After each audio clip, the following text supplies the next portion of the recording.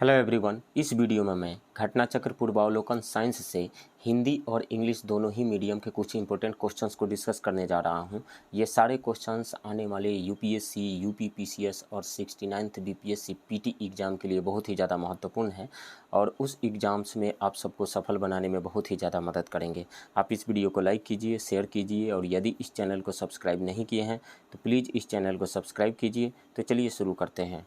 Question number 1, ठंडे देशों में पारा के स्थान पर अल्कोहल को तापमापी द्रव के रूप में वरीयता दी जाती है क्योंकि अल्कोहल का द्रवांक निम्नतर होता है, अल्कोहल ऊष्मा का बेहतर संचालक होता है, अल्कोहल पारा से अधिक सस्ता होता है, अल्कोहल का विश्व उत्पादन पारा से अधिक होता है। In cold countries, alcohol is preferred to mercury as a thermometric liquid because alcohol has a lower freezing point। बिल्कुल यही सही ऑप्शन होगा। अल्कोहल का फ्रीजिंग पॉइंट बहुत ही कम होता है। कुछ अल्कोहल ऐसे हैं जिनका फ्रीजिंग पॉइंट -112 डिग्री सेल्सियस तक होता है। फ्रीजिंग पॉइंट कम होने की वजह से ये जल्दी से फ्रीज नहीं करते हैं, यानी सॉलिड में कन्वर्ट नहीं होते हैं और टेम्परेचर मेजर करना आसान हो जाता है। इस कारण से इसका यूज किया जाता है अल्कोहल का मरकरी के कंपेरिजन में, ये ज़्यादा सूटेबल है। Next question, which one of the following scales of temperature does not have a negative value. तो सेल्सियस स्केल में भी नेगेटिव में टेम्परेचर रहता है, फ़ारेनहाइट में भी नेगेटिव में रहता है, रूमर में भी नेगेटिव में रहता है, लेकिन केल्विन में नेगेटिव में टेम्परेचर नहीं रहता है। इसका सबसे लोवेस्ट पॉइंट होता है 0 डिग्री केल्विन। जैसे ये सेल्सियस स्केल है, इसका बॉइलिंग पॉइंट है 100 डिग्री सेल्सियस और फ्रीजिंग पॉइंट यहाँ पे है 0 डिग्री सेल्सियस। इसके कॉरेस्पॉन्डिंग फ़ारेनहाइट में 32 डिग्री फ़ारेनहाइट और केल्विन में 273.15 डिग्री केल्विन। और सबसे लोवेस्ट पॉइंट जो है एब्सोल्यूट जीरो केल्विन में 0 केल्विन, उसके कॉरेस्पॉन्डिंग डिग्री सेल्सियस में -273 डिग्री सेल्सियस और उसके कॉरेस्पॉन्डिंग फ़ारेनहाइट स्केल में -460 डिग्री फ़ारेनहाइट। तो इन दोनों में सेल्सियस में, फ़ारेनहाइट में नेगेटिव में तो है, लेकिन केल्विन में नेगेटिव में टेम्परेचर नहीं है। इसमें डिग्री सेल्सियस, फ़ारेनहाइट, केल्विन और रूमर चारों को दिखाया गया, हालांकि 5 को दिखाया गया, 4 से हमें मतलब है, यहाँ पे चारों को दिखाया गया है। ये है फ्रीजिंग पॉइंट, फ्रीज वाला पॉइंट है 0 degree rumour, 273 kelvin, 32 degree Fahrenheit, 100 degree Celsius. और बॉइलिंग पॉइंट है यहाँ पे 100 डिग्री सेल्सियस, 212 फ़ारेनहाइट, 373 केल्विन और रूमर में है 80 डिग्री रूमर। और डिग्री सेल्सियस वाले का 100 डिवीज़न किया गया है, 0 से लेकर के 100 के बीच में 100 डिवीजन्स हैं। और वहीं फ़ारेनहाइट स्केल में 32 डिग्री फ़ारेनहाइट से 212 डिग्री फ़ारेनहाइट के बीच में 180 डिवीजन्स होते हैं। और केल्विन में 273 केल्विन से 373 केल्विन के बीच में 100 डिवीजन्स होते हैं। और वहीं रूमर स्केल में यदि हम बात करें तो 0 डिग्री रूमर से 80 डिग्री रूमर के बीच में 80 डिवीजन्स होते हैं। नेगेटिव टेम्परेचर की बात करें तो डिग्री सेल्सियस में नेगेटिव में आता है, फ़ारेनहाइट में भी नेगेटिव में आता है, रूमर में भी नेगेटिव में आता है, लेकिन केल्विन स्केल में नेगेटिव में टेम्परेचर नहीं रहता। इसका एब्सोल्यूट जीरो लोवेस्ट टेम्परेचर है 0 Kelvin. Next question, which one of the following is used as an antifreeze for the automobile engines. Option है ethanol, ethylene glycol, methanol, propyl alcohol. स्वचालित इंजनों हेतु निम्नलिखित में से कौन सा एक हिमरोधी के तौर पर प्रयुक्त होता है। तो इथिलीन ग्लाइकॉल यूज किया जाता है। इथिलीन ग्लाइकॉल को जब वाटर में हम मिक्स कर देते हैं तो वाटर का फ्रीजिंग पॉइंट काफ़ी कम हो जाता है। जैसे यदि एक सॉल्यूशन बना लिया जाए जिसमें 60% इथाइलिन ग्लाइकॉल हो और 40% वाटर हो तो इस मिक्सचर का फ्रीजिंग पॉइंट घट करके -45 डिग्री सेल्सियस हो जाता है, बहुत ही कम हो जाता है। तो फ्रीजिंग पॉइंट डिप्रेस कर जाता है, कम हो जाता है। इस कारण से इसका यूज किया जाता है इथिलीन ग्लाइकॉल का। तो जब वाटर में इथिलीन ग्लाइकॉल को मिला जाएंगे तो फ्रीजिंग पॉइंट -45 डिग्री सेल्सियस हो जाएगा, तो वाटर फ्रीज नहीं होगा, यानी सॉलिड में कन्वर्ट नहीं होगा इंजन में, जिससे इंजन में खराबी नहीं आएगी। Next question, when ice melts volume increases, volume decreases, mass increases, mass decreases. जब बर्फ़ पिघलता है तब आयतन बढ़ता है या घटता है, या द्रव्यमान बढ़ता है या घटता है।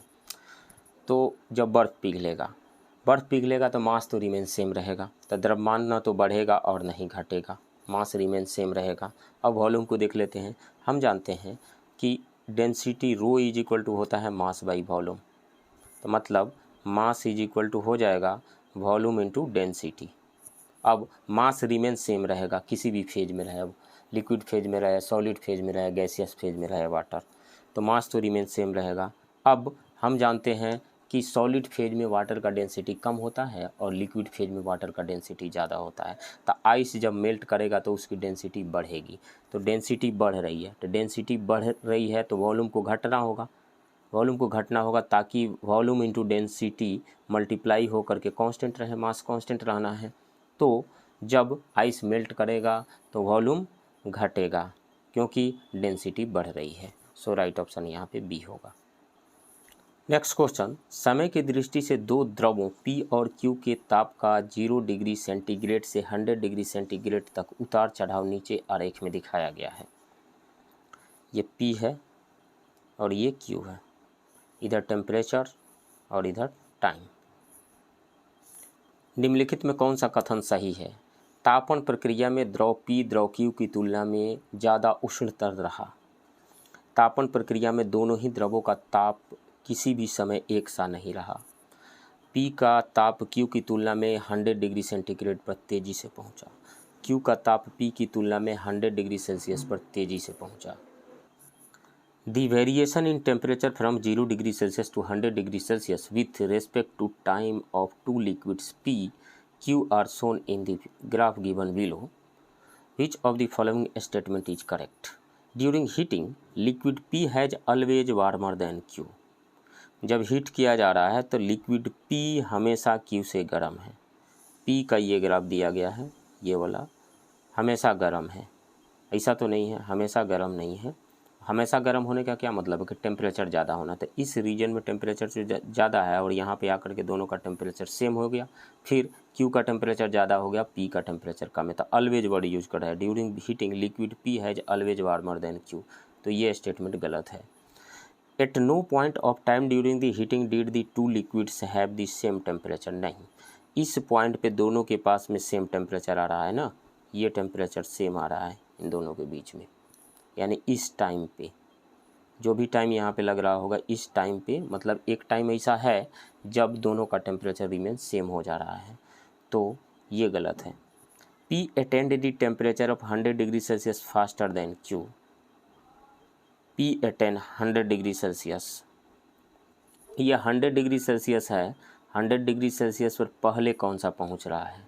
तो पहले तो निश्चित रूप से Q पहुँच रहा है, P बाद में पहुँच रहा है, क्योंकि 100 डिग्री सेल्सियस से P यहाँ पहुँच गया, इस टेम्परेचर पे पहुँच गया, और ये Q जो है इस टाइम पे पहुँच रहा है और Q इस टाइम पे पहुँच रहा है। मतलब ये रहा कि ये यदि TQ की हम बात करें, यहाँ TQ है और यहाँ TP है, तो TQ का वैल्यू कम है TP से, तो P attend the temperature of 100 degree Celsius faster than Q, नहीं, ये गलत है।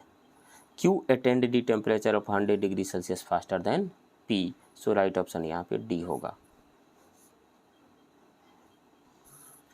नेक्स्ट क्वेश्चन, थर्मोस्टेट वह यंत्र है जो ऊष्मा मापता है, तापक्रम मापता है, किसी निकाय का तापक्रम स्वनियंत्रित करता है। बिल्कुल, टेम्परेचर को रेगुलेट करता है, ये सही ऑप्शन होगा सी।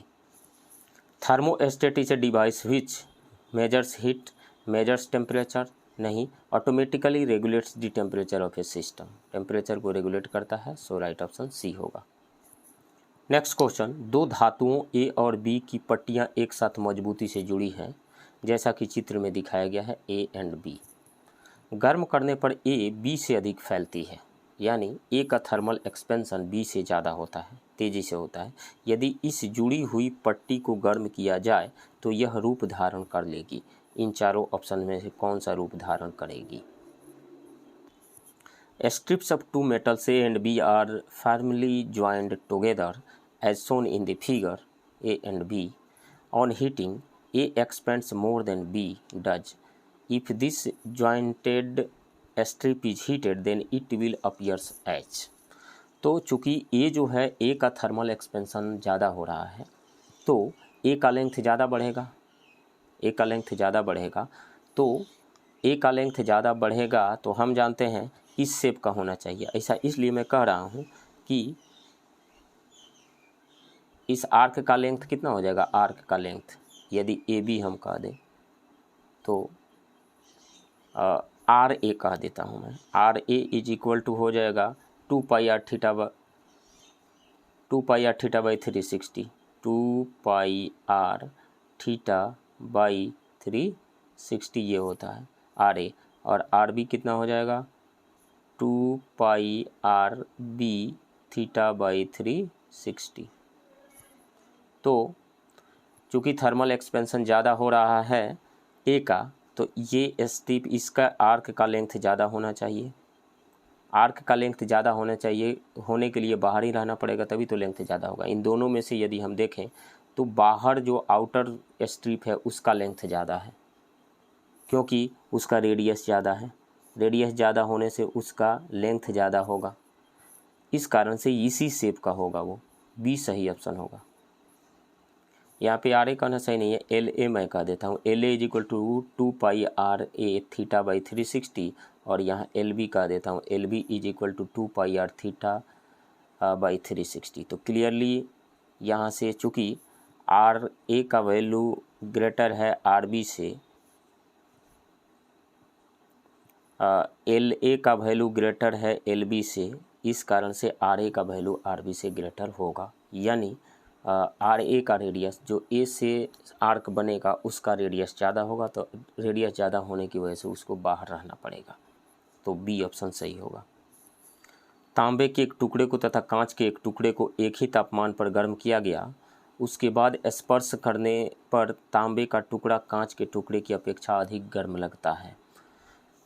ये असर्शन है, ये असर्शन सही है।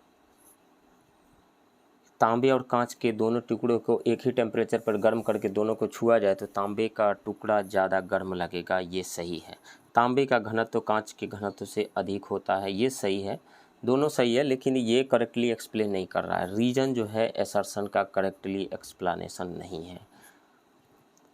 तो करेक्टली एक्सप्लेनेशन क्या है, कॉपर का क्या थर्मल कंडक्टिविटी ज़्यादा होने की वजह से वो उससे हीट आसानी से हमारे बॉडी में ट्रांसफ़र हो जाता है, हमारे हाथों में ट्रांसफ़र हो जाता है, जिस कारण से वो ज़्यादा गर्म लगता है।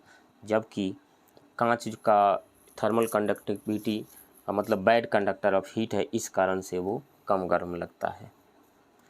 तो ए और आर दोनों सही है, लेकिन आर ए का सही स्पष्टीकरण नहीं है, सो राइट ऑप्शन बी होना चाहिए।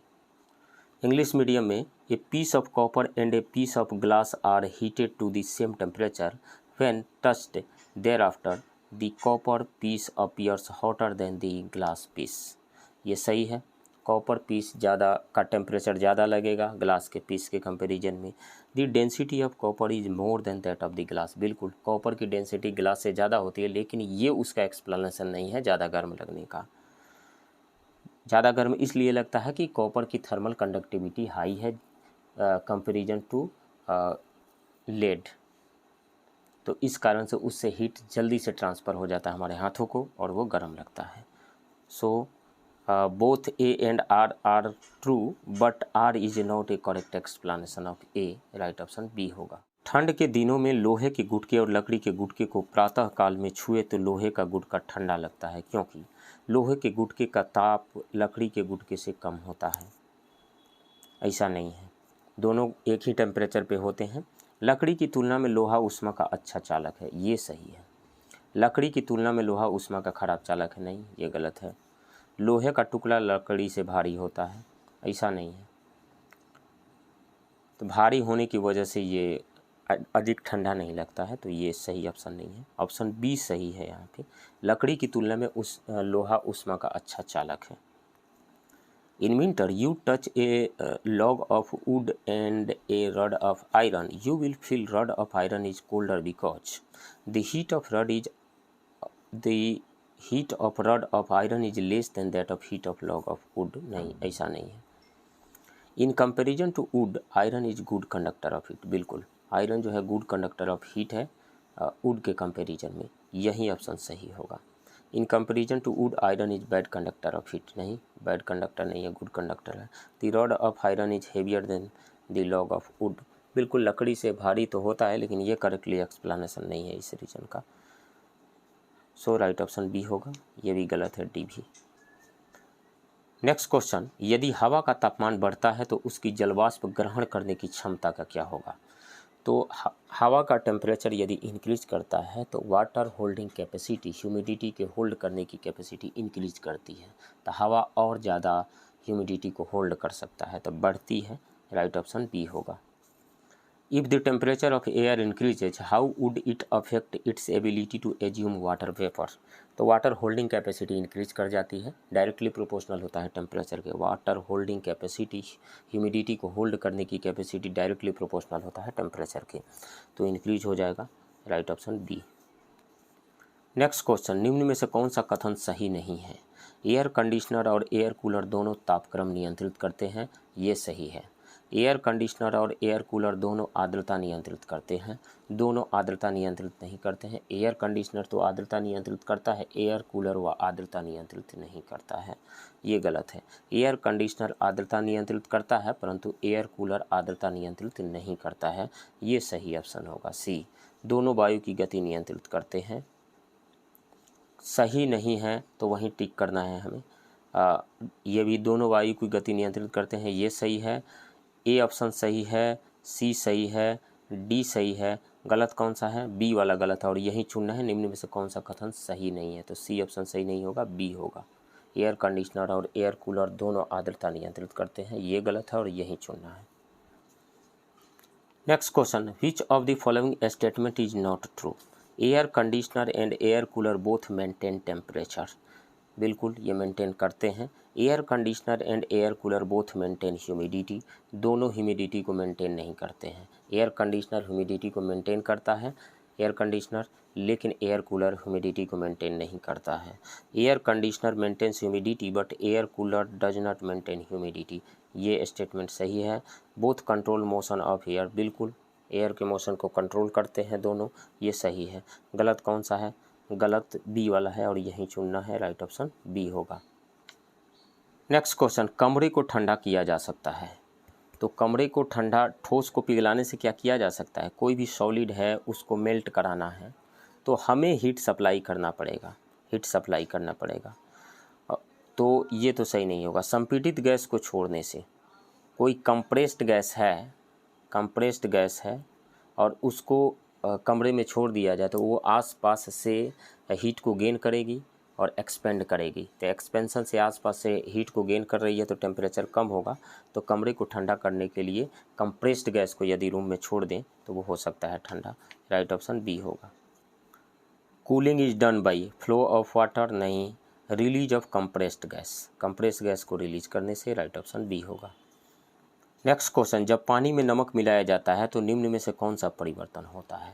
तो पानी में जब नमक को मिलाया जाता है, सॉल्ट को मिलाया जाता है, इम्प्योरिटी मिलाई जाती है तो boiling in elevation, elevation in boiling point होता है, यानी बॉइलिंग पॉइंट बढ़ जाता है और डिप्रेशन इन फ्रीजिंग पॉइंट हो जाता है, यानी फ्रीजिंग पॉइंट कम हो जाता है, बॉइलिंग पॉइंट बढ़ जाता है। दोनों ही कोलिगेटिव प्रॉपर्टी है और 12 क्लास की केमिस्ट्री में इसको पढ़ना होता है। तो क्वथनांक बढ़ता है और जमाव बिंदु घटता है, यही ऑप्शन सही होगा। Which one of the following changes occurs when salt is added into the water? Boiling point is increased and freezing point decreased, बिल्कुल सही है। जब इम्प्योरिटी मिलाई जाती है, किसी सॉल्वेंट में इम्प्योरिटी मिलाई जाती है, सॉल्यूट को मिलाया जाता है तो उसका बॉइलिंग पॉइंट इंक्रीज कर जाता है और फ्रीजिंग पॉइंट डिक्रीज कर जाता है। राइट ऑप्शन ए होगा। नेक्स्ट क्वेश्चन, नीचे एक एसर्शन यानी कथन दिया गया है और उसका कारण भी दिया गया है। कथन ए है, ऊंचाई वाले स्थानों में भोजन पकाने के लिए उसमें नमक मिलाया जाता है, बिल्कुल नमक उसमें मिलाया जाता है। आगे मैं एक्सप्लेन कर रहा हूँ इसको। कारण, ऊंचाई वाले स्थानों में तापमान कम होता है, बिल्कुल जैसे जैसे हाइट इंक्रीज होता है वैसे वैसे टेम्परेचर डिक्रीज होता है, मतलब जैसे जैसे ऊंचाई पर जाते हैं वैसे वैसे टेम्परेचर डिक्रीज होते चला जाता है। जैसे इसका एग्जांपल है हिल स्टेशंस जितने भी होते हैं वहाँ का टेम्परेचर कम होता है। मैदानों की अपेक्षा। तो एसर्शन भी सही है और रीजन भी सही है। अब देखना ये है क्या रीजन एसर्शन को करेक्टली एक्सप्लेन कर रहा है। क्या टेम्परेचर कम है पहाड़ी इलाकों में, इस कारण से खाना बनाते वक्त उसमें सॉल्ट मिला दिया जाता है? नहीं, इसका कारण यह है खाना बनाते वक्त सॉल्ट को मिलाने से बॉइलिंग पॉइंट इंक्रीज कर जाता है। आगे मैं करता हूँ इसको explain. An assertion and its reason is given below. Assertion A, salt is used for cooking the food at places on higher from sea level. ये सही है। Reason, temperature is low in higher places. बिल्कुल दोनों ही सही है। देखिए, higher places पे खाना बनाते वक्त उसमें सॉल्ट इसलिए मिलाया जाता है। सबसे पहले ये जानिए कि कोई भी लिक्विड बॉयल कब करता है? बॉयल तब करता है जब उसका प्रेशर एटमॉस्फेरिक प्रेशर के इक्वल हो जाता है। तो हाई जगहों पे, हिल स्टेशंस पे जैसे जैसे ऊंचाई बढ़ती है वैसे वैसे प्रेशर क्या डिक्रीज होता है। मतलब मैदानी इलाके सी लेवल के कंपैरिजन में हाई जो प्लेसेस हैं, हायर प्लेसेस, वहाँ का प्रेशर कम है। वहाँ का प्रेशर कम है यानी एटमॉस्फेरिक प्रेशर कम है। तो एटमॉस्फेरिक प्रेशर कम है तो कम ही प्रेशर पे, कम ही टेम्परेचर पे वो लिक्विड बॉयल करेगा यानी वाटर बॉयल करेगा। कम ही टेम्परेचर पे वाटर बॉयल करना शुरू कर देगा, इसलिए खाना बनाने में देर लगेगा। तो उसमें सॉल्ट मिला देने से उसका बॉइलिंग पॉइंट इंक्रीज कर जाता है, एलिवेशन इन बॉइलिंग पॉइंट हो जाता है। क्योंकि बॉइलिंग पॉइंट एक कोलिगेटिव प्रॉपर्टी है, बॉइलिंग पॉइंट बढ़ जाता है और बढ़ जाने से वाटर हाई टेम्परेचर पे बॉयल करता है और खाना आसानी से पक जाता है। तो temperature is low in higher places ये रीजन नहीं है, रीजन है बॉइलिंग पॉइंट इंक्रीज होना। तो एसर्शन सही है, रीजन भी सही है, लेकिन रीजन एसर्शन को करेक्टली एक्सप्लेन नहीं कर पा रहा है। सो राइट ऑप्शन बी होगा। निम्नलिखित कथनों पर विचार कीजिए। कथन ए, हल्के रंगीन कपड़ों को गर्मी में वरीयता दी जाती है। यानी हल्के कपड़ा जैसे सफ़ेद कपड़े को वरीयता दी जाती है या हल्के कलर के कपड़ों की वरीयता दी जाती है। बिल्कुल सही बात है। इसके पीछे रीज़न यह है कि वो उस पे जो सोलर रेडिएशन पड़ता है उसको ज़्यादातर को वो रिफ्लेक्ट कर देता है, ऑब्जर्प्शन कम होता है वहाँ पे। तो हल्के रंग ऊष्मा को कम अवशोषित करते हैं, ये सही है और ये करेक्टली एक्सप्लेन भी कर रहा है। तो एसर्शन भी सही है, रीजन भी सही है और रीजन एसर्शन को करेक्टली एक्सप्लेन भी कर रहा है। तो इसमें से एसर्शन भी सही है, रीजन भी सही है और रीजन एसर्शन को करेक्टली एक्सप्लेन भी कर रहा है। राइट ऑप्शन ए होगा। इंग्लिश मीडियम में वही क्वेश्चन है। Consider the following statements. Assertion A, light coloured clothes are preferred in summer. बिल्कुल लाइट कलर के कपड़े ही पहना जाता है समर में, गर्मियों के मौसम में, क्योंकि वो ज़्यादातर लाइट को, रेडिएशन उस पर जो भी फॉल करता है उसको रिफ्लेक्ट कर देता है। रीजन है light colours are poor absorber of heat. बिल्कुल पुअर एब्जर्बर ऑफ हीट, कम ही एब्जर्व करते हैं, अधिकांशतः रिफ्लेक्ट कर देते हैं। तो रीजन सही है और एसर्शन को करेक्टली एक्सप्लेन भी कर रहा है। तो both A and R correct and R correctly explain A. Right option A होगा। नेक्स्ट क्वेश्चन, शरीर की सतह से स्वेदन पसीना बहना द्वारा जल की हानि निर्भर करती है। तो पसीना का बहना केवल वातावरण के तापमान पे निर्भर करता है? नहीं, तापमान पे तो निर्भर करता ही है, साथ ही केवल वातावरण की नमी, वातावरण में कितनी नमी है इस बात पे भी डिपेंड करता है। तो दोनों ही सही है। तो ए और बी दोनों है। राइट ऑप्शन सी होगा। Loss of water from the body through perspiration depends on atmospheric temperature only, atmospheric humidity only. दोनों ही पे डिपेंड करता है। एटमॉस्फेरिक टेम्परेचर पे, टेम्परेचर ज़्यादा रहेगा तो पसीना भी ज़्यादा आएगा, और एटमॉस्फेरिक ह्यूमिडिटी पे भी डिपेंड करता है। क्योंकि यदि वातावरण में ह्यूमिडिटी की कमी होगी, ह्यूमिडिटी कम है, तो पसीना जल्दी से पसीना हो जाएगा, पसीना होकर के इवेपोरेट आसानी से हो जाएगा। इवेपोरेट होगा तो एयर में ही मिक्स होगा, तो ह्यूमिडिटी कम होगी तो आसानी से मिक्स हो जाएगा।